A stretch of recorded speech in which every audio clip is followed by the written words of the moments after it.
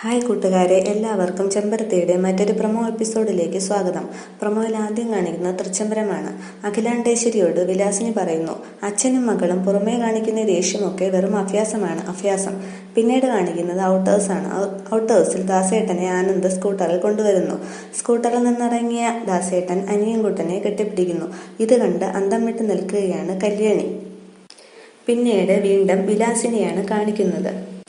വിലാസിനി അഖിലാണ്ടേശ്വരിയോട് പറയുകയാണ്, 25 വർഷത്തെ സേവന പാരമ്പര്യമുള്ള വിശ്വസ്തനായ സേവകനെ ചേച്ചി വെറുക്കരുത്.